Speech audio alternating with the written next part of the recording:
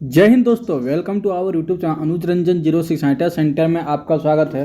दोस्तों आज ये क्लास होने वाला है। ये आपका क्लास जो कि फीटर फर्स्ट ईयर का एग्जाम में जो पूछा गया था आपका 21 अगस्त 2025 यानी कि प्रीवियस ईयर में जो क्वेश्चन पूछा गया था थर्ड से यानी 3 बजे से लेकर 7 बजे तक का जो शिफ्ट था 2 आवर का, उस बीच जो आपका सवाल पूछा गया था वो सवाल मैं आपको यहाँ पे आज पूरा करवाना। आपका ट्रेड थ्योरी इसमें रहेगा, इंजीनियरिंग ड्राइंग और WCS। उसके बाद अगला जो क्लास लेकर आऊँगा मैं वो इम्प्लॉयबिलिटी स्किल का लेकर आऊँगा, जो कि टोटल 25 क्वेश्चन रहेगा। और अभी वाला क्लास में जो है कि टोटल 50 क्वेश्चन आपका होने वाला है। तो देखिए ऐसा करके इसमें क्या है ना कि अलग अलग टाइम में अलग अलग शिफ्ट होता है। तो मेरे पास जो अभी इस समय मौजूद है वो 3 अलग अलग क्लास है जो कि PDF है। जैसे कि 23 अगस्त का 3 से 5 जो आपके सामने जो है, फिर 21 अगस्त वाला आपके सामने है, 23 अगस्त का एक है, फिर 21 अगस्त का मॉर्निंग शिफ्ट का 9 से 11 वाला।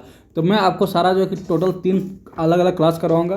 तो तीनों में मैं आपसे उम्मीद करता हूं कि अच्छा से अच्छे लोग उसमें जुड़ेंगे और उसको जो है कि कंटिन्यू सारा शुरू से अंत तक जितना भी क्वेश्चन है ना वो सबको देखें। उससे क्या होगा कि आपको एक आइडिया मिल जाएगा कि इस साल किस टाइप का क्वेश्चन पूछने वाला। अभी आपका एग्जाम होने में ऑलमोस्ट 1 वीक का टाइम बचा हुआ है, तो उसमें तैयारी भी आपका अच्छा खासा हो जाएगा और मैं कंटिन्यूस सारा क्लास लेके आऊँगा। इसके नीचे डिस्क्रिप्शन बॉक्स में मैंने जो है कि निम्मी का जो क्वेश्चन का था 1000 MCQ वो हमने PDF इसके नीचे लगा दिया है। हेडिंग होगा DRDO और एक जो हेडिंग होगा निम्मी 1000 MCQ, तो वो दोनों PDF को हमने लगा दिया है डिस्क्रिप्शन बॉक्स में।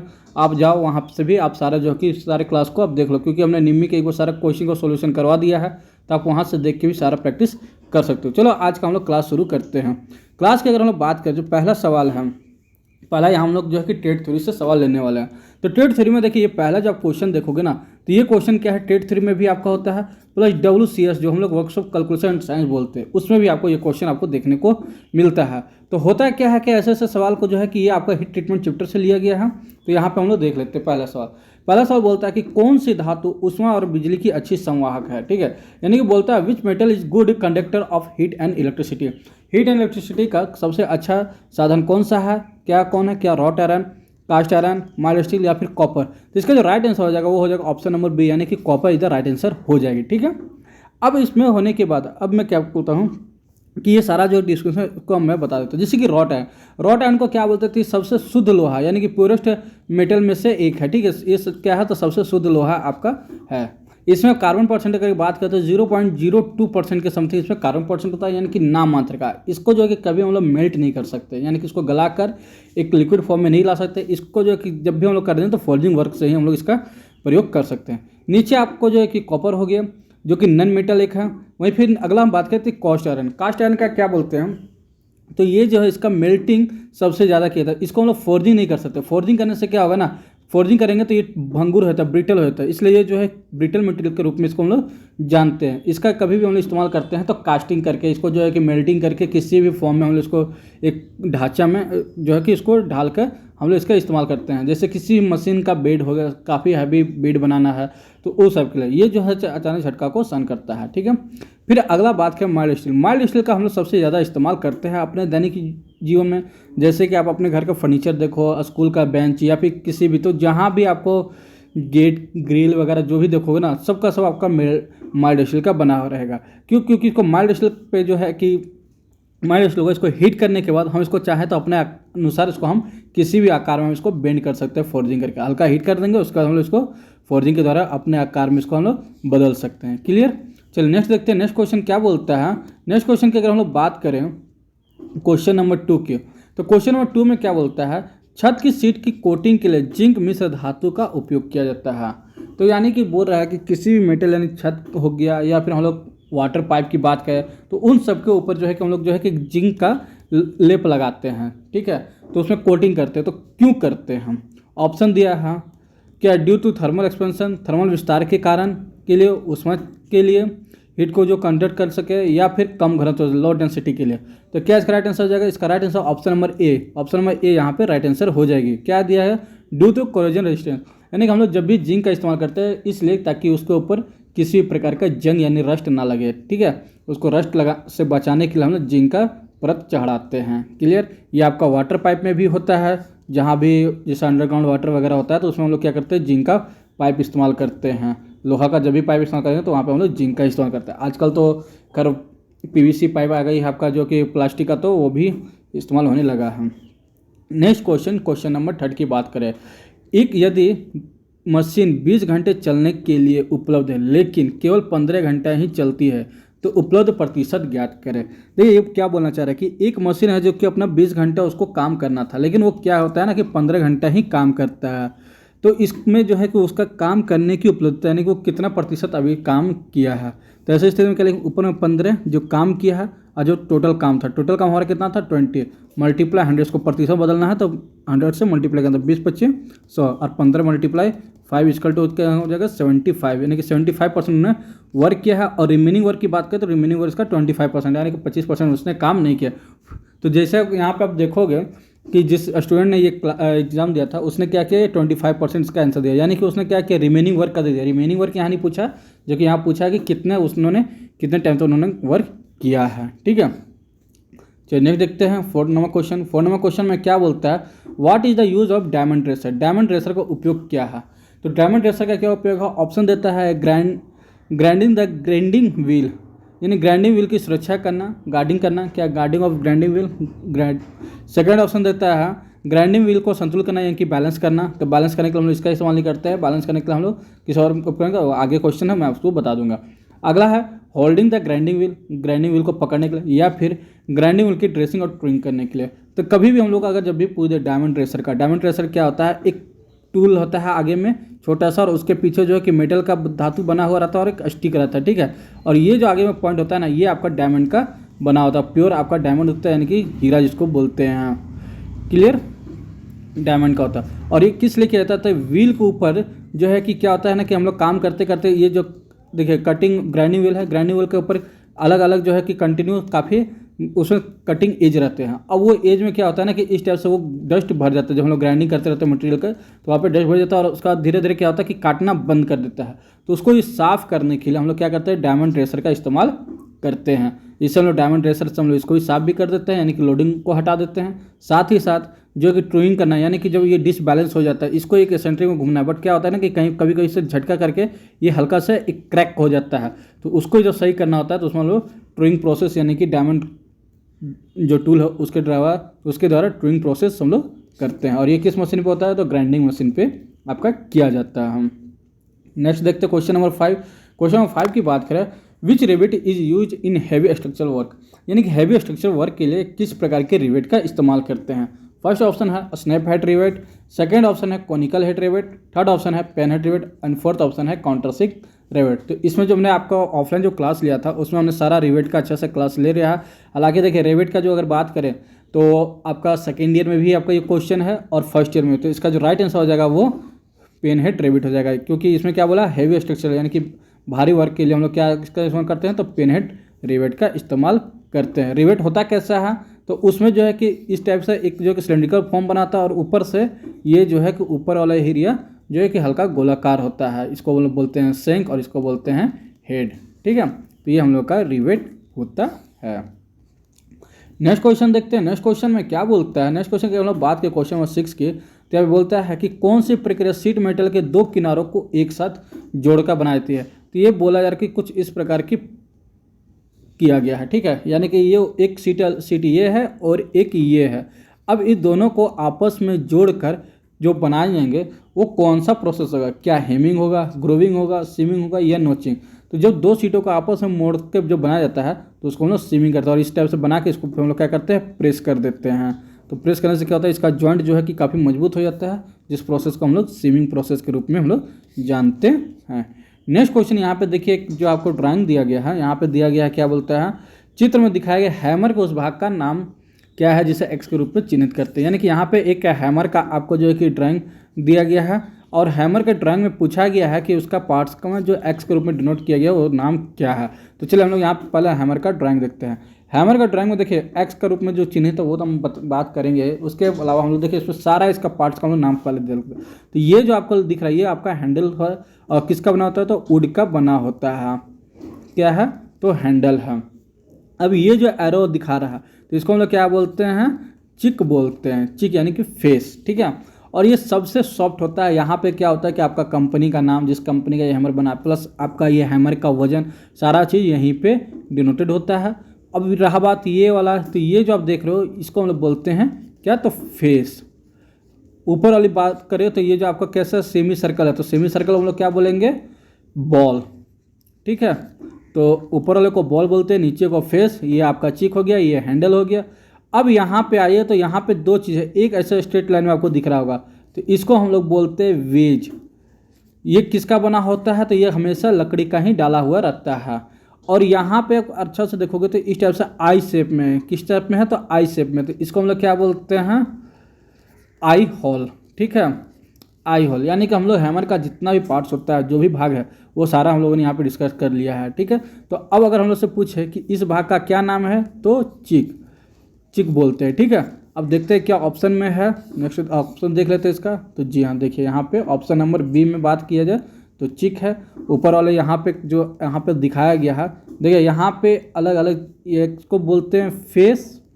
ठीक है, और इसको कहीं आपको बॉल भी दिखा, जैसे कि बॉल पेन हैमर है तो बॉल स्ट्रेट रहता था, स्ट्रेट पेन हैमर, क्रॉस आता था, क्रॉस पेन हैमर। और इसको जो हम लोग पिन भी बोलते हैं, किस आकार का पिन है। ठीक है, पिन से भी इसको हम लोग डिनोटेड करते हैं। क्लियर।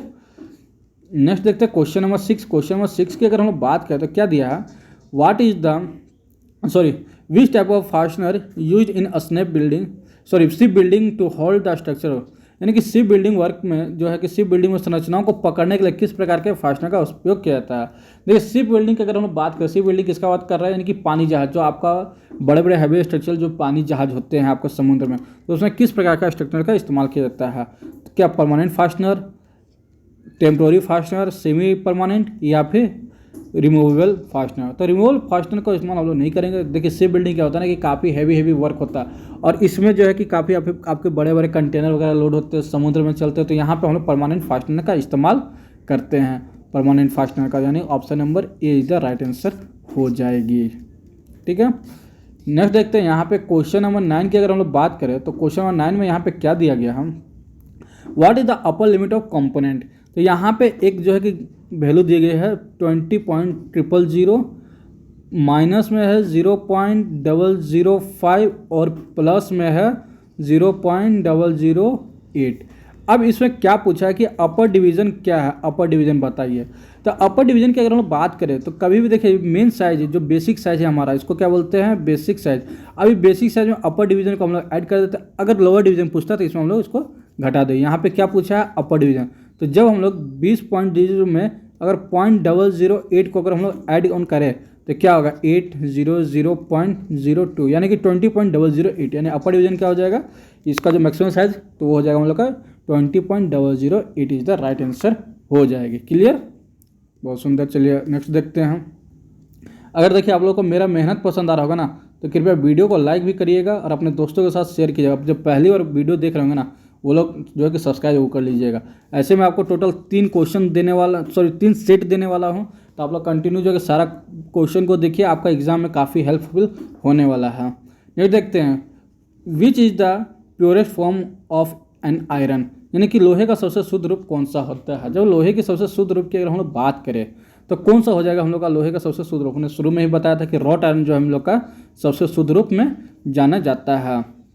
इसमें कार्बन परसेंट की अगर हम बात करें तो कितना होता है, तो कार्बन परसेंट में 0.02% के समथिंग आपका होता है। बाकी बात जो कि पोरेस्ट मेटल आपका यहाँ पे तैयार होता है। और वही सबसे जो है कि खराब लोहा की अगर हम लोग बात करता है कि सबसे जो है कि अशुद्ध लोहा, तो हम लोग का पिग आयरन होता है। ठीक है, पिग आयरन से हम लोग ग्रेकश आयरन तैयार होता है।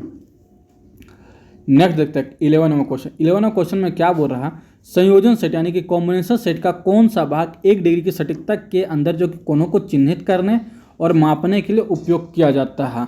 तो यहाँ पे क्या बोल रहा है कि ये आपका कॉम्बिनेशन सेट में कौन सा भाग, तक देखिए कॉम्बिनेशन सेट में टोटल 4 पार्ट होते हैं। कौन कौन सा, एक होता है आपका रूल जिसको कि स्केल के रूप में भी जानते हैं, स्टील रूल आपको बना होता है, और उसमें जो है कि एक स्लॉट भी कटा हुआ रहता है, आपको पहले भी बता दूं। फिर एक होता है आपका सेंटर हेड होता है। क्लियर। अगला होता है स्क्वायर हेड, और चौथा होता है आपका प्रोटेक्टर हेड। तो प्रोटेक्टर हेड आपका कैसा होता है, तो कुछ आपका इस नुमा जो है कि सेमी सर्कल में होता है, और यहाँ पे जो है कि डिग्री में निशान अंकित होते हैं। इसको हम लोग घुमा के कहीं भी एडजस्ट कर सकते हैं। इस टाइप में इधर भी घुमा सकते हैं, इधर भी, और उसके बाद जो घुमाने से इसका हम लोग एंगल कौन में निकाल सकते हैं। तो कौन सा हम लोग का प्रोटेक्टर हेड, किसका बात किया है तो कॉम्बिनेशन सेट। कॉम्बिनेशन सेट में 1D की सूत्रता में कौन नापेगा तो प्रोटेक्टर हेड नापेगा। हमने जो है कि अभी एक वीडियो आपके लिए तैयार किया है, आपको जो है कि आज शाम तक वो वीडियो मिलेगी, तो आप उसमें देख लेना कि हमने उसको कैसा वो सब प्रोटेक्टर हेड के बारे में अच्छे से ग्रेजुएशन लेके आपको समझाया, तो आप वहाँ पे उस टॉपिक को देख सकते हो। हेडिंग होगा ELP, CBT, BTSC और जो है कि आपका ITI कोड अकॉर्डिंग, ठीक है। देखिए नेक्स्ट क्वेश्चन क्या होता है, which semi permanent fastener firmly hold the plate and steel section, यानी कौन सा अर्धस्थायी फास्टनर प्लेट और स्टील सेक्शन को मजबूती से पकड़ता है। तो इसमें जो है कि रिवेट ही आपका हो जाएगा। देखिए यहाँ पे अर्धस्थायी बोला है ना, सेमी परमानेंट बोला है, इसलिए रिवेट हो जाएगा। अगर परमानेंट यहाँ सेमी नहीं होता, सिर्फ और सिर्फ परमानेंट होता, तो वहाँ पे हम लोग का वेल्डिंग हो जाता। क्लियर। अगर जो है कि टेम्प्रोरी बोलता तो नट एंड बोल्ट होता। सोल्डरिंग भी आपका जो है कि सेमी परमानेंट में भी आता है। देखिए सेमी परमानेंट, परमानेंट और टेम्प्रोरी आपका जो फास्टनर होता है, अगर परमानेंट की बात करें तो परमानेंट में आपका वेल्डिंग आता है। क्लियर। फिर अगर सेमी परमानेंट की बात करें, सेमी परमानेंट, तो इसमें आपका जो है कि रिवेट आती है। क्या आती है तो रिवेट। वहीं पे अगर टेम्प्रोरी की बात करें तो टेम्प्रोरी में आपका नट एंड बोल्ट आते हैं। क्लियर। अब आपको इसमें से कोई भी दिक्कत नहीं हो। सेमी परमानेंट में आपका रिवेट भी आती है, फिर आपका ब्रेजिंग, सोल्डरिंग, ये सब भी आपका आती है। क्लियर। हमने ऑफलाइन क्लास में जो कि काफ़ी अच्छे से इसको समझा रखा है, तो आप लोग जो कि क्लास में ही बने रहिए ऑफलाइन क्लास में, तो आपको अच्छे से और भी अच्छे से डिटेल्स में समझ में आएगा। हालांकि मैं आपको यूट्यूब में और भी आपको अलग अलग जो कंटेंट दूंगा, उसमें भी आपको ये सारा चीज़ मैं काफ़ी अच्छे से इसमें सॉल्व किया और आगे भी सॉल्व करूँगा। नेक्स्ट क्वेश्चन देखिए 13 नंबर क्या बोलता है कि किस प्रकार के रख रखाव उत्पादन में कम समय लगता है, यानी कि मेंटेनेंस से बात की गई है। विच type of maintenance provided less down the time production, तो कौन सा जो है कि हम लोग का रख रखाव में सबसे कम समय लेता है। तो यहाँ पे जब हम लोग बात करते हैं कि कौन सा मेंटेनेंस हम लोग का रख रखाव में सबसे कम समय लेता है, तो फर्स्ट ऑप्शन है ब्रेकडाउन मेंटेनेंस। ब्रेकडाउन मेंटेनेंस क्या होता है, सबसे फाइनल जब आखिरी में जब मतलब मशीन खराब हो जाता है, तो उस समय हम लोग जो मेंटेनेंस करते हैं उसको ब्रेकडाउन मेंटेनेंस करते हैं। रूटीन मेंटेनेंस आपका जो है कि अलग अलग प्रकार का होता है। एक आपका जो कि सर्कल होता है यानी कि वीकली, फिर आपका सर्कल में डेली, ट्रायंगुलर बना यानी कि वीकली, और स्क्वायर बना यानी कि मंथली। आपको जो है कि ये 3 प्रकार का सिंबल के रूप में होता है, यानी रूटीन मेंटेनेंस की बात किया गया है। और यहाँ प्रतिक्रियाशील ऐसा ये कोई मेंटेनेंस नहीं होता। और एक होता है न्यूमेरिकल यानी प्रिवेंटिव मेंटेनेंस, यानी कि आपका काम करने से पहले आपको हमेशा जो है कि मेंटेनेंस करना है, यानी काम करने से पहले आपको उसमें ग्रीसिंग करना है, ऑयल लेवल चेक कर लेना, ऑयल अगर नहीं है तो उसको डालना है, और काम खत्म होने के बाद मशीन को अच्छी तरह से साफ सुथरा करके उसमें तेल वगैरह लगा के रख देना है। ठीक है। नेक्स्ट बोलते हैं 14 नंबर क्वेश्चन क्या बोलता है, गैस सिलेंडर वाल्व खोलने के लिए किस वेल्डिंग हैंड टूल का उपयोग किया है। Which welding hand tools is use to open the gas cylinder valve. Gas cylinder valve में किस प्रकार के हैंड टूल्स का इस्तेमाल किया जाता है। ऑप्शन है adjustable spanner, cutting plier, cylinder की, या फिर रिंच। तो इसका जो राइट आंसर हो जाएगा वो सिलेंड्रिकल की, यानी option number C is the right answer हो जाएगी। ठीक है। सिलेंडर की जो है का आपका वेल्डिंग हैंड टूल्स का इस्तेमाल किया जाता है। यहाँ पे देखिए एक ड्राइंग दिया गया, उसको बोला कि एक्स के रूप में चिन्हित कीजिए, एक्स के रूप में। तो यहाँ पे कौन सा ड्राइंग है भैया, तो यहाँ पे आपका स्क्रू थ्रेड का ड्राइंग है। क्लियर। काफ़ी अच्छे से इसको समझना, तो इसको काफ़ी अच्छे से आपको मैं समझा रहा हूँ, आप लोग इसको देख लो। देखो यहाँ पे बोला गया कि ये वाला भाग के बारे में पूछा गया कि किस, तो इसको देखो हम लोग पिच बोलते हैं। क्या बोलते हैं, पिच। पिच किसको बोलते हैं, जो धागे के यानी कि थ्रेड के एक भाग से संगत दूसरे भाग के बीच की दूरी को हम लोग पिच बोलते हैं। अब इसमें जो है कि और भी अलग अलग जो पार्ट्स उसको मैं बता देता हूँ। जैसे अगर यहाँ से आपको डिनोट करके, थोड़ा सा यहाँ पे टेपर हो गया, यहाँ से आपको अगर डिनोट करके इस टाइप से निकाल देता ये वाला, ठीक है, तो इसको हम लोग क्या बोलते हैं, ये फ्लैंक हो जाता। क्या होता, फ्लैंक। यहाँ पे जो ये आपको ये लाइन दिखाया गया है, ये किसको दिखाया है, तो माइनर डायमीटर। सुनते जाना, माइनर डायमीटर। अब ये जो आपको एक डॉटेड लाइन दिख रहा है, आपको यहाँ पे बीच बीच में जो है कि डॉटेड लाइन दिख रहा है, इसको क्या बोलते हैं, तो PCD, pitch circle diameter. Clear. अब आप देखें यहाँ पे एक लाइन आपको दिखाया गया है, ये ऊपर से इस टाइप से, ठीक है, इसको हम लोग क्या बोलते हैं, तो मेजर डायमीटर। क्या बोलते हैं, मेजर डायमीटर, यानी कि लार्ज डायमीटर के रूप में भी जानते हैं, मेजर डायमीटर। हो गया। यहाँ पे हमने इतना बता दिया। अब देखो ये जो अगर अच्छा सा आप देखोगे तो यहाँ पे जो डॉटेड लाइन है उसके ऊपर वाले भाग को हम लोग अडेंडम बोलते हैं, ADD। यहाँ पे क्या बोलते हैं, अडेंडम के रूप में उसको हम लोग जानते हैं, उसको शॉर्ट में ADD लिखते हैं। और जस्ट वो जो डॉटेड लाइन है उसका नीचे वाले भाग को, पूरा डेप्थ तक के भाग को हम लोग क्या बोलते हैं, तो डिडेंडम बोलते हैं। ऊपर वाले भाग को अडेंडम, नीचे वाले भाग को डिडेंडम। अब यहाँ पे अगर हम लोग देखें तो ये जो ऊपर टो बना हुआ ऊपर में, इसको हम लोग क्रेस्ट बोलते हैं। क्या है, तो क्रेस्ट। और ये जो नीचे वाला लाइन है, ये कहीं भी जो सबसे नीचे, माफ करिए ये नहीं, ये वाला, ये जो हो जाएगा ये हम लोग का जो है कि रूट हो जाएगा। ठीक है, ये वाला क्रेस्ट हो गया, ये हम लोग का रूट हो गया। सब में ऊपर वाला भाग क्रेस्ट और नीचे वाला भाग रूट कहलाता है। तो यही हमारा स्क्रू थ्रेड में किसी भी प्रकार के जो थ्रेड की अगर बात करें तो यही सारा पार्ट्स होता है। आप लोग इसको अच्छे से नोट डाउन कर लो, ड्राइंग बना के काफ़ी अच्छे से समझ में आएगी। क्लियर। तो उस भाग को क्या बोलते हैं, पिच। ऑप्शन देख लेते हैं। देखिए यहाँ पे पिच भी दिया गया है, लीड रूट, लीड रूट वगैरह। अगर लीड की बात करें तो लीड क्या होता है ना, कि जब भी आपका थ्रेड में एक रोटेशन में जो पूरा घूमेगा तो वो दूरी जो तय करेगा उसको हम लोग लीड बोलते हैं। लीड ऐसा, हालांकि थ्रेड में कोई भी अपना उसका कोई भाग नहीं होता है। क्लियर। चलिए नेक्स्ट देखते हैं 16 नंबर क्वेश्चन। 16 नंबर क्वेश्चन में क्या बोलता है, how do you stop bleeding in an affected person. आप घायल व्यक्ति का रक्तस्राव को कैसे रोकते हैं। अगर किसी व्यक्ति कोई भी व्यक्ति घायल हो गया और उसका जो है कि बॉडी में से खून बह रहा है तो आप उसको कैसे रोकेंगे। क्या आप घाव के ऊपर यानी कि जहाँ से ब्लडिंग हो रहा है, क्या उसके ऊपर आप मलहम यानी कि कोई किसी प्रकार का मलहम या कोई ट्यूब लगा देंगे। सेकेंड ऑप्शन बोलता है apply pressure over the words, यानी कि घाव के ऊपर जो कि दबा का, यानी कि किसी भी हम लोग क्या होता है कहीं भी अगर बॉडी है उस जगह कट जाता है तो क्या करते हैं, फर्स्ट अपने उंगली से या हाथ से उसको जो कि दबा के रखते हैं, ताकि क्यों, ताकि ब्लड जो है कि बाहर ना निकले। तो ऑप्शन नंबर बी इधर राइट आंसर हो जाएगा। थर्ड ऑप्शन में क्या बोलता है, घाव पर टीचर लगाना, घाव पर टीचर थर्ड ये अलग हो गया, घाव पे पट्टी बांधना ये अलग है। तो ये 3rd डिग्री और 2nd डिग्री ब्लडिंग में हम लोग इस्तेमाल करते हैं। नहीं देखते हैं चित्र में दिखाया गया वर्नियर बेवल प्रोटेक्टर का पाठ्यांक क्या है। तो देखिए वर्नियर बेवल प्रोटेक्टर से आपको पहले भी क्वेश्चन पूछा था, सॉरी आपके कॉम्बिनेशन सेट था, अभी वर्नियर बेवल प्रोटेक्टर उसमें, तो उसके बारे में पूछा है कि इसके हम लोग क्या कहते हैं हम। चलिए यहाँ पे जो कि 27 नंबर क्वेश्चन में क्या बोला था कि वर्नियर बेवल प्रोटेक्टर का पाठ्यांक क्या है। यहाँ पे देखिए आपको जो है कि वर्नियर बेवल प्रोटेक्टर यहाँ पे दिखाया गया है। अब इसमें जो है कि पाठ्यांक को हम लोग देखना है कि क्या हो रहा है। तो सबसे पहले ये हम लोग जीरो लाइन को देखेंगे, जीरो लाइन यहाँ से कितना मैच कर रहा है, ये क्या है, तो इसको हम लोग जो है कि यहाँ पे हम लोग देखने वाले हैं। तो यहाँ पे जैसे हम लोग जब यहाँ पे देखिए आपको इस पर जो है कि देखना चाहिए, ये मेन स्केल डिवीजन है और ये जो है आपका वर्नियर स्केल डिवीजन है। ठीक है, तो ये जो आपका यहाँ पे है, ये अगर आप बात करो तो यहाँ पे देखो 40 के बाद आपका जो है कि एरो, आपको मैं थोड़ा सा जूम करके यहाँ पे दिखाने का कोशिश करता हूँ। चलो पूरा फुल स्क्रीन कर दिया हूँ, अब आप लोग यहाँ से देख सकते हो।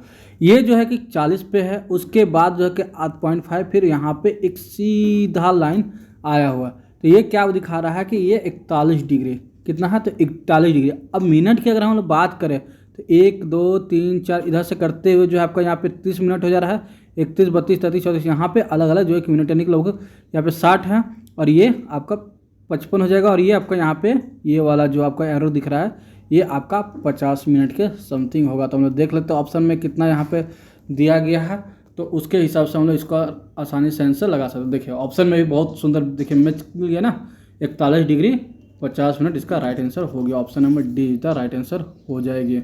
हमने जो एक वीडियो बनाया उसमें काफ़ी अच्छे से इसको देखने सिखाया, तो आप लोग उस वीडियो को भी देख सकते हैं। नेक्स्ट क्वेश्चन क्या बोला है कि सुरक्षा चिन्हों की कितनी बेसिक कैटेगरियाँ होती है। How many basic category of safety science are available, यानी कि जो सुरक्षा की जो सेफ्टी की बात करें तो उसमें कितनी बेसिक कैटेगरी है, तो उसमें तो टोटल 4 बेसिक कैटेगरियाँ होती है। कौन कौन सा, एक आपका होता है प्रोविडेट, यानी कि आपको जो है कि यहाँ पे बचाने की एक प्रोविडेट की बात करें, आपका जो है एक होता है मैंडेटरी साइन, प्रोविडेट साइन, फिर एक होता है आपका मैंडेटरी साइन, एक होता है आपका जो है कि यहाँ पे अगर बात करें उसका जो है कि एक आपका एक हो गया प्रोविडेट साइन, एक हो गया मैंडेटरी साइन, एक हो गया जो है कि वर्किंग, और आपका एक हो गया इंस्पेक्शन साइन। यानी कि टोटल जो है आपका 4 साइन होता है। देखिए इसको याद करना कैसे, मैंडेटरी का सर्कल अगर कई बार जो है कि इसका शेप पूछ लेता है तो मैंडेटरी का शेप जो है कि सर्कल में होता है, प्लस प्रोविडेट का भी शेप कितना होता है तो सर्कल में होता है, प्लस वहीं अगर वर्किंग की बात करें तो यहाँ पे आपका जो है कि ये आपका ट्रायंगल शेप में बना हुआ रहता है। वहीं इंस्पेक्शन की बात करें तो ये आपका स्क्वायर शेप में बना हुआ रहता है। तो टोटल जो है कि आपका 4 प्रकार का सिंबल होता है। क्लियर। अब अगला देखते हैं, यहाँ क्या है, एक्स के रूप में चिन्हित एक्स भाग के नाम बताएं कि चित्र में यहाँ पे किसका दिया गया, तो लेथ मशीन का जो आपका पार्ट्स है, टूल पोस्ट, वो सारा जो है कि आपका यहाँ पे कैरिज का सारा पार्ट्स दिया गया है। अब उससे पूछता है ये एक्स के रूप में डिनोटेड जो भाग है इसका क्या नाम है। ठीक है, तो सबसे पहले हम लोग यहाँ पे जानेंगे कि ये है क्या। तो ये आपका लेथ का एप्रोन है। जब ये वाला स्लॉट की भाग की बात करें तो इसको हम लोग टूल पोस्ट बोलते हैं। क्या बोलते हैं? Tool post. अब इसकी बात की गई है तो इसको हम लोग क्या बोलते हैं, इसको ऊपर वाला को टूल पोस्ट बोलते हैं। ये जो आपका यहाँ पे दिखाया गया है इसको जो है कि हम लोग टॉप स्लाइड बोलते हैं, टॉप स्लाइड। फिर यहाँ पे देखिए आपका एक यहाँ पे जो है इसको बोलते हैं हम लोग क्रॉस स्लाइड, क्रॉस स्लाइड। और यहाँ पे आपका जो है कि लीवर दिया गया है, ये आपका जो है यहाँ पे एक फीड रॉड है और एक आपका लीड स्क्रू है। ये वाला जो आपको थ्रेड यहाँ पे कटा हुआ दिख रहा है ये आपका लीड स्क्रू हो जाता है और ये आपका जो है कि फीड रॉड हो जाता है। तो देखिए हमने यहाँ पे सारा इसका जो है कि सारा भाग का भी नाम बता दिया, तो आप लोग को यहाँ से आसानी से समझ सकते हैं। ये वाला जो आपको दिख रहा है स्लॉट यहाँ पे टूल पोस्ट बोलते हैं। ये आपका जो कि टूल लॉक करने के लिए यहाँ पे दिया हुआ रहता है। ऑप्शन देख लेते हैं, तो ये हम लोग का टॉप स्लाइड, ये जो एक्सल भाग में डिनोटेड कर रहा है इसको हम लोग क्या बोलते हैं, तो top slide. Option number C इधर राइट आंसर हो जाएगा। चलिए 20 नंबर क्वेश्चन देखते हैं। 20 नंबर क्वेश्चन में क्या बोला गया है, 20 नंबर क्वेश्चन की अगर हम लोग बात करें, यहाँ बोला गया कि गैंग ड्रिलिंग मशीन में किस प्रकार का ऑपरेशन किया था। What types of operation is carried out in a gang drilling machine. तो गैंग ड्रिलिंग मशीन में हम लोग जो है कि कई प्रकार के गैंग ड्रिलिंग मशीन का गैंग का नाम ही क्या होता है। जैसे नॉर्मली हम लोग क्या बोलते हैं, एक गैंग बना हुआ, यानी एक के साथ अनेक लोग हैं, यानी कि कोई भी एक पर्सन के साथ अन्य पर्सन भी है, यानी कि गैंग में कम से कम 2 या 2 से ज़्यादा लोग होंगे। ठीक है, तो उसको हम लोग गैंग बोलते हैं। तो क्या गैंग ड्रिलिंग मशीन का ऑपरेशन का क्या काम, क्या आइडल ऑपरेशन करना। जो आइडल ऑपरेशन क्यों करे भाई, जिसका ऑपरेशन करने से कोई फायदा ही नहीं तो क्यों करेगा, उसमें तो हमारा बिजली भी लग रहा है, वर्क खर्चा भी लग रहा है, तो हम लोग क्यों करेंगे। फिर continuous milling operation, drilling machine कभी मिलिंग ऑपरेशन नहीं हो सकता। फिर देता है नेक्स्ट है ड्रिलिंग का क्रमिक ऑपरेशन, यानी कि ऑपरेशन ऑफ ड्रिलिंग, यानी कि क्रमिक ऑपरेशन। तो कंटिन्यूस, तो जी हाँ, तो गैंग ड्रिलिंग मशीन में हम लोग एक साथ जो है कि कई प्रकार के ऑपरेशन हम लोग कर सकते हैं। किसी में 10 डायमीटर का बनाना होगा, किसी में 15 मीटर का, उसके में 50 मिलीमीटर का, तो उसमें अलग अलग हम लोग ड्रिल का होल बना सकते हैं। नेक्स्ट देखते हैं 21 नंबर। 21 नंबर क्या बोलता है, which tool is use to remove high spot on a all flat and curve surface. सभी सपाट और घुमावदार सतहों पर ऊंचे धब्बों को हटाने के लिए किस प्रकार के उपयोग का उपकरण करते हैं। क्या बोला है कि एक जो है कि फ्लैट सरफेस है उसके ऊपर स्पॉट है कटा हो, तो उसको जो है कि कर्व और फ्लैट एंड कर्व सरफेस बनाना है। तो किसके लिए इस्तेमाल करें, क्या चीजल का, हेक्सा का, फाइल का या स्क्रैपर का। चीजल से क्या होता है, हम लोग धातु को ज़्यादा मटेरियल में रिमूव करना होता है तो हम लोग चीजल का इस्तेमाल करते हैं, कटिंग करना होता है। हेक्सा का क्या होता है, जो इसको हम लोग 2 भागों में बांटना रहता है, वहाँ पे हेक्सा का इस्तेमाल करते हैं। फाइल का क्या होता है, जब सतह को चिकना बनाना होता है तो उसमें हम लोग फाइल का इस्तेमाल करते हैं। और स्क्रैपर का क्या है कि कहीं कहीं अगर हल्का हल्का उठा हुआ है, कहीं आपका जो है कि ये पूरा सरफेस उस पर कहीं कहीं एक हल्का स्पॉट है, तो उसके द्वारा हम लोग जो है कि स्क्रैपर के द्वारा मैनुअली हम लोग इसको सपाट कर सकते हैं। ऑप्शन नंबर डी इधर राइट आंसर हो जाएगा। स्टूडेंट में काफ़ी अच्छे आंसर दिया है। चलो नेक्स्ट देखते हैं 22 नंबर क्वेश्चन। 22 नंबर क्वेश्चन में क्या बोलता है, यहाँ पे दिया है उस डाई का क्या नाम है जिसमें आकार में मामूली बदलाव की अनुमति देने के लिए एक स्लॉट कटा हुआ रहता है। यह बोला एक स्लॉट कटा हुआ रहता है, ये आपका एक डाई होता है। डाई का सबसे पहला बात यूज जाना होता है। डाई हम लोग जो एक्सटर्नल जो कि थ्रेड काटने, किसी भी सिलेंड्रिकल जॉब है उसको भी एक्सटर्नल थ्रेड काटना है तो वहाँ पे हम लोग डाई का इस्तेमाल करते हैं। क्लियर। और इंटरनल थ्रेड काटना रहता है तो हम लोग वहाँ पे टेप का इस्तेमाल करते हैं। एक्सटर्नल काटना है तो डाई और इंटरनल काटना है तो टेप। ठीक है। अब यहाँ पे बोल रहा है कि मामूली बदलाव की अनुमति देने के लिए स्लॉट कटा होता है, तो वहाँ पे सर्कुलर स्प्लिट डाई करके एक आता है, उसमें एडजस्टेबल स्क्रू ड्राइव, जैसे यहाँ पे इन्होंने मारा है एडजस्टेबल स्क्रू प्लेट डाई, तो प्लेट डाई करके तो नहीं होता, एडजस्टेबल स्क्रू। तो यहाँ पे एक स्क्रू लगा हुआ रहता है। वो क्या होता है ना कि बड़ा और छोटा जब साइज का अलग अलग जो है कि बहुत बड़ा छोटा साइज का हम लोग को डाई में फिट करना रहता है, तो वहाँ पे हम लोग उसका इस्तेमाल करते हैं। ये सर्कुलर स्प्लिट डाई जो है कि हम लोग छोटे आकार का मामूली सा, मतलब हल्का सा स्लाइटली उसको जो है कि वेरिएशन करना रहता है, उसमें हम लोग सर्कुलर स्प्लिट डाई का इस्तेमाल करते हैं। तो यहाँ पे एक ड्राइंग दिखाया गया है और बोला गया है कि एक्स के रूप में चिन्हित भाग का नाम क्या है। तो यहाँ पे देखिए हमने इससे पहले ही आपको बता दिया था, तो क्या हो जाएगा इसका राइट आंसर। ये क्या है, सबसे पहले तो नाम इसका जाना हो, तो इसका हम लोग क्या बोलते हैं, रिवेट। क्या बोलते हैं, रिवेट बोलते हैं। क्लियर। अब यहाँ पे इसको क्या बोलते हैं, हेड। इसको क्या बोलते हैं, तो ये जो स्ट्रेट लाइन है इसको सेंक। ठीक है, देख लेते हैं ऑप्शन में है या नहीं। ऊपर वाले को रिवेट और नीचे वाले को सेंक या बॉडी। जी हाँ, ऑप्शन नंबर ए इधर राइट आंसर हो जाएगी। सेंक बोलो, बॉडी बोलो, ये आपका यही राइट आंसर होगा। ठीक है, कहीं कहीं आपको सेंक भी लिखा हुआ मिलता है। यहाँ चित्र में दिखाया गया शीट मेटल कार्य में उपयोग किए जाने उपकरण, यहाँ पे एक टूल दिखाया गया है, उसके बाद इसका नाम पूछा है। देखिए ये बहुत ही अच्छा है ड्राइंग है। ये ड्राइंग सबसे बड़ा बात की है क्या, तो उपकरण का नाम पूछा गया है। तो देखिए ये आपको देखने में कैसा लगा। एक आपको जो है कि अगर स्मॉल साइज, यहाँ पे 2 साइज यहाँ पे दिया गया है। एक जो है कि ये ड्राइंग है, ये आपका लार्ज डायमीटर, यानी कि बड़ी बड़ी हमको जब वृत्त खींचना होता है तो उसमें हम लोग इसका इस्तेमाल करते हैं। तो इसका नाम क्या है, इसके अगर हम लोग नाम की बात करें तो उसको हम लोग बोलते हैं ट्रेमल। क्या बोलते हैं, ट्रेमल। इसके द्वारा हम 1800 mm तक, ठीक है, कितना 1800 mm तक का हम लोग एक सर्कल वृत्त खींच सकते हैं। किसी शीट मेटल वर्क हो या फिर हैवी आपको जो वर्क करना है उसमें जो बड़ा सा लार्ज डायमीटर का अगर हम लोग सर्कल खींचना है तो वहाँ पे।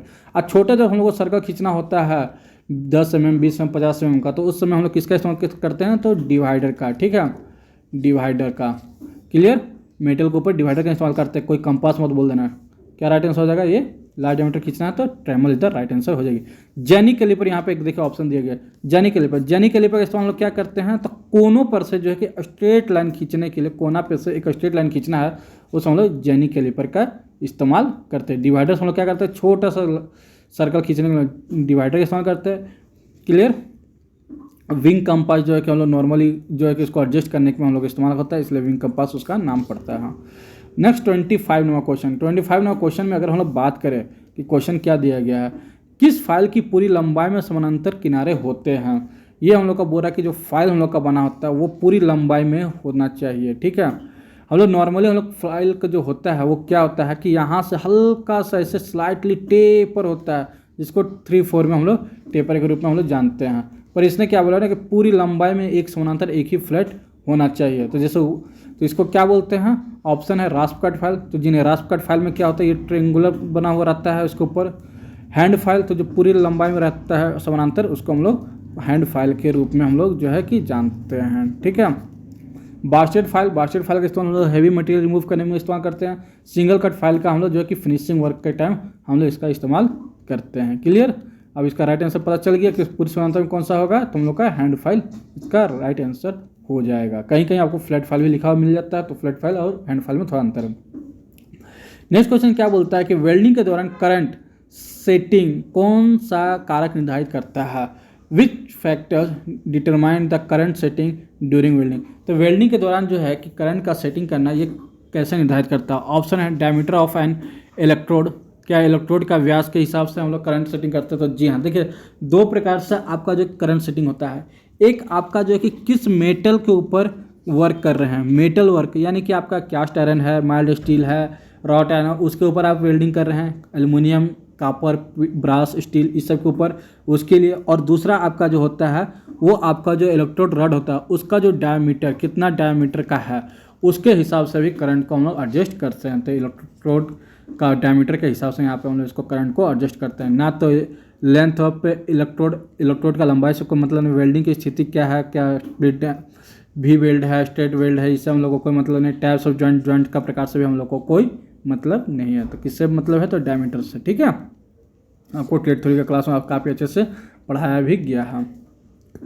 नेक्स्ट होता है 27 नंबर क्वेश्चन में क्या बोलता है, ब्लास्ट फर्नेस अयस्क में फ्लश के रूप में चूना पत्थर क्यों मिला जाता है। तो कभी भी हम लोग जो कोई भी फर्नेस रहे, ब्लास्ट फर्नेस बोले, पुडलिंग फर्नेस बोले, XYZ जो भी आपको फर्नेस बोला जाए, ठीक है, तो जब भी अगर फ्लक्स की बात करें, आपका ये फर्नेस की बात हो या फिर ब्रेजिंग की बात हो या सोल्डरिंग की बात हो, तो हर समय जो फ्लक्स का अगर बात किया जाए तो फ्लक्स का को जो कि इस्तेमाल क्यों होता है। फ्लक्स की अगर बात करें तो कोरोजन को हटाने के लिए, कि जो भी वहाँ पे गंदगी है, रस्ट है, उसको हटाने के लिए। अब बोल रहा है कि फ्लक्स के रूप में चूना पत्थर क्यों मिलाया जाता है। तो ये जो है कि जो हम लोग कभी भी भट्टी में जब मेटल को मेल्ट करते हैं तो उसमें से कुछ अशुद्धियाँ, यानी कि कुछ जो है कि गंदे टॉट से जो उसमें एलिमेंट जो लगे हुए रहते हैं वो हम लोग को जो है कि बाहर निकलते हैं। तो उसको बाहर निकालने के लिए हम लोग इसको करते हैं, जिसका नाम होता है मोल्टर स्लैग, जिसको हम लोग स्लैग के रूप में हम लोग जानते हैं। ठीक है, स्लैग क्या होता है, तो जस्ट लाइक एक आपका आयरन ओर होता है। जब भी आप ज़मीन से निकालते हैं मटेरियल को, तो उसके अंदर जो है कि मेटल के साथ साथ कुछ अशुद्धियाँ भी बाहर निकलती है, तो वो जो अशुद्धियाँ होती है उसको निकालने के लिए हम लोग जो है कि यहाँ पे चूना पत्थर को मिलाते हैं, जो कि स्लैग के रूप में बाहर निकल जाते हैं। क्लियर। राइट आंसर क्या है? Option number D is the right answer हो जाएगा। ऑक्सीजन की देखिए इन्होंने क्या आंसर दिया, ऑक्सीजन की पूर्ति। ऑक्सीजन की पूर्ति के लिए हम लोग वहाँ पे जो कि चिमनी में बना हुआ रहता है। नेक्स्ट क्वेश्चन देखते हैं, ऑक्सीजन सिलेंडर का रंग कैसा होता है। देखिए आपको यहाँ पे ऑक्सीजन सिलेंडर पूछ देता है, कई बार आपको एसिटिलीन पूछ देता है, तो आपको अलग अलग सिलेंडर का रंग भी जानना होता है। ऑक्सीजन की बात करें तो ऑक्सीजन के लिए ब्लैक होता है, और वहाँ एसिटिलीन की बात करें तो मैरून हो जाएगा, आपको कहीं रेड। ठीक है। तो नेक्स्ट देखते हैं 29वां क्वेश्चन। 29वां क्वेश्चन में क्या होता है, दिए गए चित्र में दिखाए गए डाई का नाम। यहाँ पे एक डाई दिया गया और डाई का नाम दिखाया गया। देखिए यहीं पे ये आपका डाई है, कौन सा ये आपका डाई है, तो इस डाई का नाम आपको बताना है। ठीक है। इससे पहले हम लोग जो क्वेश्चन देख रहे थे उसमें डाई में क्या पूछा था कि छोटा सा जो है कि एक स्प्लिट वेरिएशन करना है, तो उसमें कौन सा डाई इस्तेमाल होगा। तो देखिए ये इसी ड्राइंग के बारे में पूछा गया था, इसलिए हमने वहाँ पे ड्राइंग नहीं बनाता आया था। यहाँ पे क्या दिया गया, छोटा सा एक स्लॉट भी कटा हुआ है। ठीक है। यहाँ पे आप देख सकते हो छोटा सा यहाँ पे स्लॉट कटा हुआ है, ये जो है कि इसको एडजस्ट करने के लिए है। और यहाँ पे ये जो आप देख रहे हैं ना, ये आपका थ्रेड काटने के लिए काम में आता है। तो इसका राइट आंसर जो हो जाएगा वो सर्कुलर स्प्लिट डाई इसका राइट आंसर हो जाएगा। ठीक है। वहाँ पे भी इसके बारे में थ्योरेटिकल पूछ लिया था और यहाँ पे आपको ड्राइंग बना के दे दिया, तो ऑप्शन नंबर सी इधर राइट आंसर हो जाएगा। क्लियर। नेक्स्ट देखते 39वां क्वेश्चन। 39वां क्वेश्चन में क्या बोलता है, सरफेस प्लेट में तनाव मुक्त अच्छी गुणवत्ता वाले कास्ट आयरन में से क्यों बनी होती हैं। वे surface plate are made up to stress relieved good quality cast iron. तो कास्ट आयरन का जो क्यों बनाया जाता है, तो हमने शुरू फर्स्ट क्वेश्चन में ही बताया था कि कास्ट आयरन का हम लोग जो है कि किसी हेवी मटेरियल हैवी मशीन का जो है कि हम लोग नीचे का बेस बनाते हैं, बेड बनाते हैं, तो उसके लिए किसका बनाते हैं, क्यों, ताकि उसको जो कि विकृति को रोकने के लिए, उसको टूटने से रोकने के लिए, टू प्रिवेंट डिस्टोर्शन है कि टूटने से रोकने के लिए इसका राइट आंसर हो जाएगा। ऑप्शन नंबर डी इधर राइट आंसर हो जाएगी। ठीक है।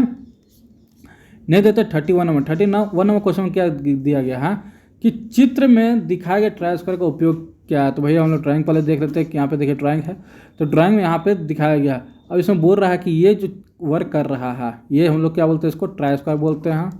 ठीक है। ये जो कि कारीगर अपने जो कि राइट हैंड से जो है कि ट्राई स्क्वायर को पकड़ा है और लेफ्ट हैंड से जो है कि जॉब को पकड़े हुए। अब ये क्या चेकिंग कर रहा है, तो ये इसका जो है कि स्क्वायरनेस की जाँच कर रहा है। ठीक है। तो ट्राई स्क्वायर के द्वारा हम लोग एक ही काम कर सकते हैं, सिर्फ और सिर्फ स्क्वायरनेस जांच कर सकते हैं 90 डिग्री के कोण में। ठीक है। कहीं कहीं 90 जो है। अब यहाँ पे देखिए आंसर क्या दिया है, एक ऑप्शन दिया है to mark line at 90 degree, तो वो मार्क नहीं कर रहा, वो चेक कर रहा है। अब दिखाया गया चित्र में दिखाया गेज का नाम क्या है, यहाँ पे देखिए आपको गेज दिखाया गया है। तो ये गेज कौन सा है, सबसे पहले तो आपको फर्स्ट नज़र से आपको देखने में जो है कि फीलर गेज लगेगी। ठीक है। तो फीलर गेज में है। अब इसमें जो है कि अच्छा से अगर आप इसको देखो तो यहाँ पे देखो जो है कि हल्का सा टेपर जैसा कटा हुआ है। ठीक है।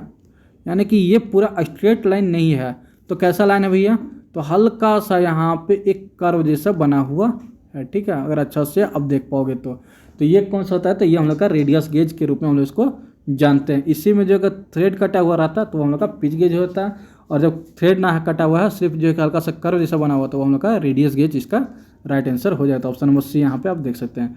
इसकी अगर लेंथ की बात करें किसी भी फिलर गेज की, ठीक है, तो उसका जो लेंथ होता है वो हम लोग का 100 mm में होता है। ठीक है।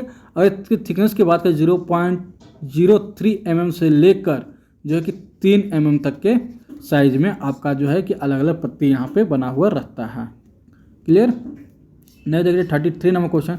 33 नंबर क्वेश्चन में क्या बोला गया है, 33 नंबर क्वेश्चन की अगर हम लोग बात करें तो यहाँ पे दिया गया है which process refer to the finishing of drilled hole, यानी कौन सी प्रक्रिया ड्रिल किए गए हॉल को फिनिश के संदर्भित करता है। तो पहला जब हम लोग कभी भी हॉल करते हैं ना ड्रिल, तो ड्रिल करने से क्या होता है कि जो हम लोग का मटेरियल है यहाँ पे हल्का हल्का जो है कि बाबरी जैसा, मतलब एक फिनिशिंग सरफेस नहीं आता, तो यहाँ पे इसको फिनिशिंग सरफेस लाना है। तो फिनिशिंग सरफेस के ड्रिल के बाद हम लोग फर्स्ट ऑपरेशन रिमिंग करते हैं। रिमिंग क्या करते हैं कि एक माइक्रोन मतलब बहुत ही पतले पतले मटेरियल के रूप में उसको मटेरियल को रिमूव करके उसको जो कि चिकना और पूरा सरफेस फिनिश को बनाता है। क्लियर। नेक्स्ट क्वेश्चन वह चित्र में टूटे हुए स्टड को हटाने के लिए कौन सी विधि दिखाएगा। यहाँ पे एक जो है कि थ्रेड आपका यहाँ पे किसी कंपोनेंट में एक जो है कि बोल्ट टूट गई है, स्टड टूट गई है, अब इसको निकाला जा रहा है। तो ये जो निकालने की प्रोसेस है इस प्रोसेस को क्या बोलते हैं, ये तो हम लोग प्रोसेस को बोलते हैं। और ये जो यूज हो रहा है उसको हम लोग टैप एक्सट्रैक्टर बोलते हैं। क्या बोलते हैं? टैप एक्सट्रैक्टर के रूप में हम लोग इसको जानते हैं। ठीक है, ऑप्शन देख लेते हैं हम। इजी आउट यानी कि टैप एक्सट्रैक्टर के द्वारा ये जो मटेरियल सॉरी कंपोनेंट लगा उसको टैप एक्सट्रैक्टर, और प्रोसेस को बोला गया है easy out process. Option number B इधर राइट आंसर हो जाएगा। तो देखिए कुछ क्वेश्चन जो आपको ऑप्शन के अकॉर्डिंग भी मानना पड़ेगा। यहाँ पे नेक्स्ट क्वेश्चन क्या दिया गया है कि चित्र में किस प्रकार के फास्टनिंग व्यवस्था दर्शाई गई है। यहाँ पे फास्टनिंग यानी कि नट बोल्ट के द्वारा दिया गया है। तो यहाँ पे फर्स्ट में चलिए आपको ऑप्शन भी यहीं पे दिखा गया है कि ये आपका कंपोनेंट है, ये पार्ट है, ये दोनों को लॉक करने के लिए हम लोग क्या किया है, नट यहाँ पे नट और ये बोल्ट की सहायता से हम लोग इसको जो है कि आसानी से इसको हम लोग लॉक कर दिए हैं। ठीक है, तो कौन सा जगह? बोल्ट विथ क्लियरेंस हॉल किया गया है और उसको हम लोग बोल्ट के द्वारा हम लोग जोड़ दिए हैं। ठीक है, तो ये हम लोग का फास्टनिंग आ जाएगा। अब नेक्स्ट 36 नंबर क्वेश्चन पूछा गया है। 36 नंबर क्वेश्चन में क्या है? ऑक्सीजन सिलेंडर का भंडार, यानी कि एक ऑक्सीजन सिलेंडर में हम लोग इसमें जो कि कितना स्टोर कर सकते हैं। तो ऑक्सीजन सिलेंडर हम लोग स्टोर जो है कि 7 मीटर क्यूब जो है कि हम लोग इसके अंदर ऑक्सीजन को स्टोर कर सकते हैं। ऑप्शन नंबर डी इधर राइट आंसर हो जाएगी। तो ये आपको तो खैर रटना ही पड़ेगा, इसके लिए तो कोई उपाय नहीं है। अब आते हैं 36 तक हो गया। अब आपका यहाँ पे 37 नंबर क्वेश्चन देखते हैं। आपको ट्रेड थ्योरी का टोटल जो है कि 38 क्वेश्चन यहाँ पे आपको देखने को मिलेगा। फिर ईडी का आपको जो है कि 6 क्वेश्चन और WCS का 6 क्वेश्चन, 12 और 38 आपको यहाँ पे टोटल 50 क्वेश्चन हो जाएगा। क्या बोला? Which property of the lubricant has the ability to flow of पाउड। स्नेह के उस गुण का नाम बताए जो डालने पर बहने की क्षमता रखता है। यानी कि जब हम लोग उसको कूलेंट को जब इसमें हम लोग डालें किसी, तो वो जो है कि फैल के बह जाए, तो उस पॉइंट को हम बोलते हैं पोर पॉइंट। देखिए किसी भी कूलेंट में ना आपका जो है कि एक पॉइंट दर्शाया जाता है उसके गाढ़ेपन से। एक होता है आपका फ्लैश पॉइंट, एक होता है फायर पॉइंट, एक होता है पोर पॉइंट, एक होता है विस्कोसिटी। बात करते हैं यहाँ विस्कोसिटी, ऑप्शन नंबर डी से। तो विस्कोसिटी जो है उसका गाढ़ापन को दर्शाता है कि इसमें कितना गाढ़ापन है, तो इसका विस्कोसिटी कितना है। ठीक है, एक नंबर से दर्शाया जाता है। पोर पॉइंट में क्या होता है कि जो आपका लिक्विड है कूलेंट है वो आपका बहने लगता है। फायर पॉइंट में क्या है, जब ये ज़्यादा हीट होगा तो इसमें आग लग जाता है और ये आग लगने लगता है और ये उष्मा के रूप में जो कि ऊपर उड़ने लगता है, फ्लाई जो होने लगता है। ठीक है, फ्लैश पॉइंट में क्या है कि आप में जो कि किसी भी कूलेंट किसी मटेरियल को कंपोनेंट के ऊपर जब आप ऑयलिंग करते हैं तो वहाँ पे वो आपको जो कि अच्छे से जाके सट जाता है और अच्छे से आपको वहाँ पे फ्रिक्शन को रोकने में काम करता है। क्लियर। अब नेक्स्ट देते हैं 38 नंबर। यहाँ पे दिया गया चित्र में दिखाया गया थ्रेड का नाम बताएं। तो यहाँ पे कौन सा थ्रेड दिखाया गया भैया? तो ये जो थ्रेड दिखाया गया 45 डिग्री, तो 45 डिग्री जो होता है आपका ब्रिटिश स्टैंडर्ड थ्रेड हो जाता है। आपका राइट आंसर यहाँ पे क्या हो जाएगा? Buttress thread. ठीक है, बट्रेस थ्रेड कहाँ पे लगा होता है? तो आपका लेथ मशीन के लीड स्क्रू में भी लगा हुआ रहता है। जब आप बात करता है आपको 45 डिग्री के बट्रेस थ्रेड का, मैं आपको और भी अलग अलग इसमें आपको बता देता हूँ। बट्रेस थ्रेड हो गई 45 डिग्री, फिर स्क्वायर थ्रेड हो जाएगी 90 डिग्री, नकल थ्रेड जो कि आपका 29 डिग्री, और एकमेथ थ्रेड अगर रहता है तो 30 डिग्री, और वर्म थ्रेड आपका जो है कि 60 डिग्री समथिंग होता है। थोड़ा सा वर्म थ्रेड का देख लेना यार, थोड़ा सा मैं याद नहीं है तो आप देख लेना। ठीक है, चलो ये आपका कहाँ पे हम लोग घुस गए हैं। अब हम लोग आते हैं यहाँ वर्कशॉप कैलकुलेशन। ठीक है, ट्रेड थ्योरी का खत्म हो गया है, अब वर्कशॉप कैलकुलेशन की आते हैं। यहाँ पे क्या गया है? एक वर्ग की भुजा क्या होगी जिसका क्षेत्रफल 625 मिलीमीटर है। एक वर्ग की भुजा क्या होगी जिसका क्षेत्रफल 25 मीटर। भुजा का वर्ग की भुजा यानी कि वर्ग का क्षेत्रफल हमको याद होना चाहिए। वर्ग का क्षेत्रफल क्या होता है? तो भुजा स्क्वायर यानी कि ए का स्क्वायर। तो इसको 625 दिया, तो 625 जो किसका स्क्वायर है? तो 25 मल्टीप्लाई 25 करेंगे तो हम लोग का 625 का राइट आंसर हो जाएगी। क्लियर। तो ऑप्शन नंबर सी इधर राइट आंसर हो जाएगी। अब नेक्स्ट दिया गया है 1 इंच में कितने मिलीमीटर होता है। तो कई बार हमने बता रखा है कि 1 इंच में 25.4 mm होती है। 2.54 क्या होता है? अगर सेंटीमीटर पूछता तो 2.54 सेंटीमीटर हो जाता। 1 इंच में 2.54 सेंटीमीटर होती है। नेक्स्ट क्वेश्चन पूछा गया है किस तापमान पर कोई ठोस द्रव में पिघलने लगता है। तो उसका मेल्टिंग पॉइंट पर।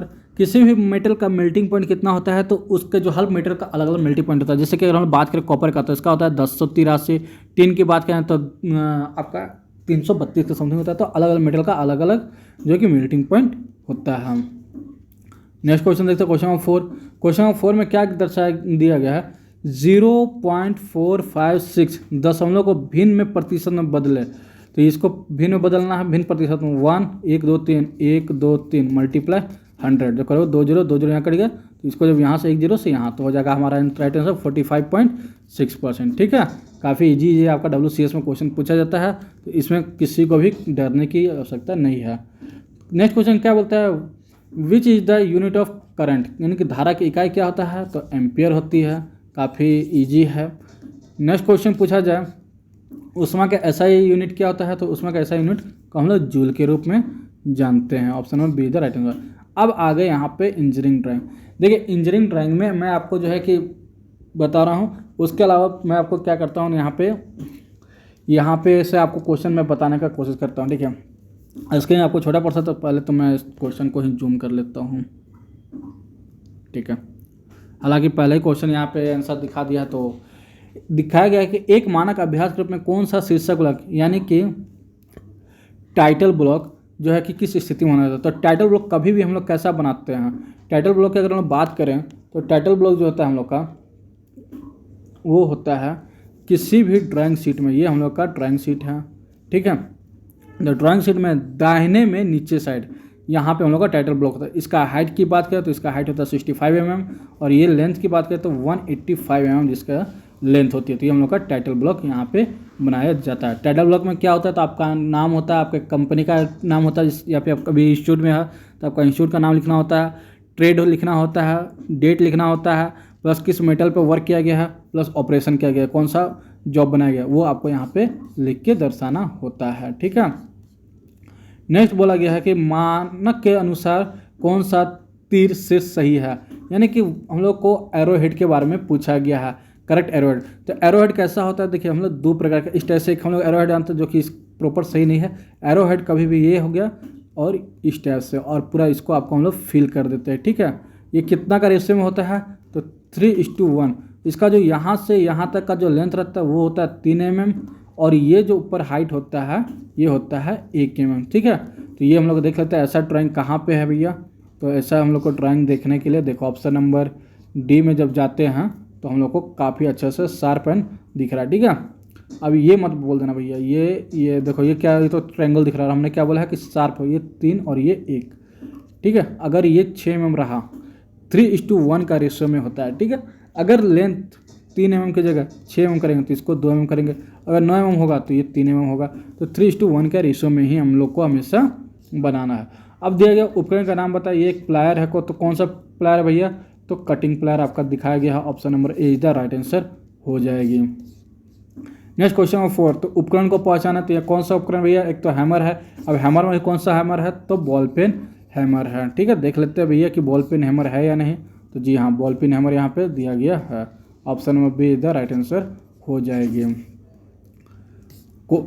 यहाँ पे दिया गया सही संरेखित सिस्टम आयाम की पहचान करें, identify the correct aligned system dimension. तो कौन सा भैया हम लोग का डायमेंशन सही होता है, तो हम लोग देख लेते हैं। देखो सबसे पहले मैं आपको ड्राइंग देखने से पहले मैं आपको एक बता दूं, कभी भी हम लोग जो है कि कोई भी एक जॉब बनाए, ठीक है, क्या कि कभी भी हम लोग ने एक जॉब बनाया, ठीक है, कुछ हमने इस प्रकार का मान लो ड्राइंग बनाया, यहाँ से यहाँ कोई भी साइज़ है, तो इस साइज़ को हम लोग क्या करते हैं, इस टाइप से एरो हेड से बनाते हैं। ठीक है, इस एरो हेड को बनाने के बाद हम लोग इसके ऊपर देखो ये जो लाइन है ना, इसको ऊपर हम लोग मान लेते, मान लो 40 mm है, 20 mm है, 10 mm। अब मान लो यहाँ से ये वाला को है तो यहाँ से ऐसे करेंगे, क्लियर। ड्राइंग को हम लोग कहाँ से, इस टाइप से हम लोग इसका वैल्यू देंगे, कितना हो जाएगा, मान लो ये 20 mm, तो हम लोग इसको यहाँ देंगे, ना कि इस साइड में लिखेंगे।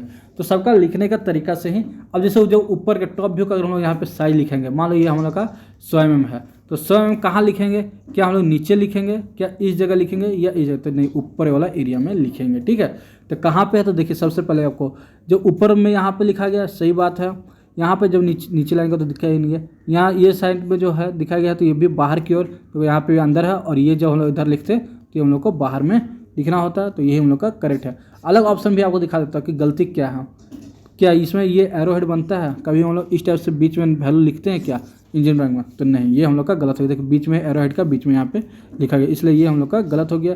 थर्ड ऑप्शन में देखते हैं, थर्ड ऑप्शन में क्या किया है, इसमें देखिए कहीं आपको बीच में लिखा है, कहीं आपको बाहर लिखा है, तो एक जगह गलत है, यानी कि ये आपका आंसर गलत हो जाएगा। फोर्थ ऑप्शन देख लेते हैं, फोर्थ ऑप्शन में क्या किया गया है, तो फोर्थ ऑप्शन में सेम चीज़ दर्शाया गया। यहाँ पे सही डायरेक्शन लिखा है पर यहाँ पे गलत कर दिया गया, तो इसका आंसर ऑप्शन नंबर ए इधर हो जाएगा। अब दिया गया है आयस मानक के अनुसार कौन सा ड्राइंग आयाम सही है, कौन सा आयाम ड्राइंग सही है।